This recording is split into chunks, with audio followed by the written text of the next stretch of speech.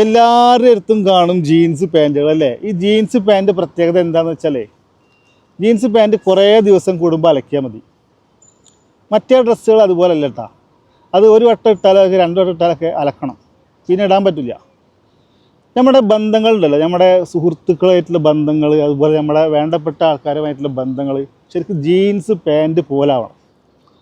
എന്താ പറയാൻ കാരണം എന്ന് വെച്ചാലേ, നമ്മളിങ്ങനെ അലക്കി വെളുപ്പിച്ചിട്ട് നമ്മുടെ ക്യാരക്ടർ, നമ്മുടെ ആറ്റിറ്റ്യൂഡൊക്കെ ഇങ്ങനെ അലക്കി വെളുപ്പിച്ചിട്ട് നമ്മളിങ്ങനെ വെളുപ്പിച്ച് ഇങ്ങനെ അഭിനയിച്ച് കാണിക്കുന്ന ബന്ധങ്ങളില്ലേ, അതിനെക്കാട്ടൊക്കെ എത്രയോ നല്ലൊരു റിലേഷൻഷിപ്പ് നമുക്ക് ബിൽഡ് ചെയ്യാൻ പറ്റും ശരിക്കും ജീൻസ് പാൻറ്റ് പോലെ ആയിട്ടുണ്ടെങ്കിൽ. നമ്മൾ എന്താണോ, നമ്മൾ ആരാണോ, നമ്മുടെ ക്യാരക്ടർ ഇതാണ്, നമ്മുടെ ചിന്ത ഇതാണ്, നമ്മുടെ ഒറിജിനാലിറ്റി അതിങ്ങനെ എപ്പോഴും നമ്മൾ കാണിച്ചിട്ടുണ്ടെങ്കിൽ അത് ഒരുപാട് കാലം മുന്നോട്ട് പോകും.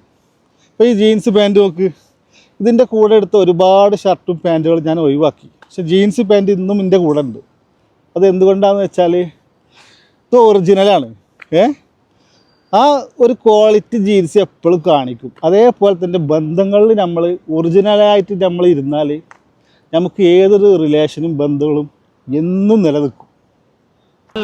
പൂന്തളിരല്ല, മാനത്തെ മണിവില്ലല്ല, മണ്ണിലേക്കു വിരുന്നു വന്ന മധുചന്ദ്രലേഖ.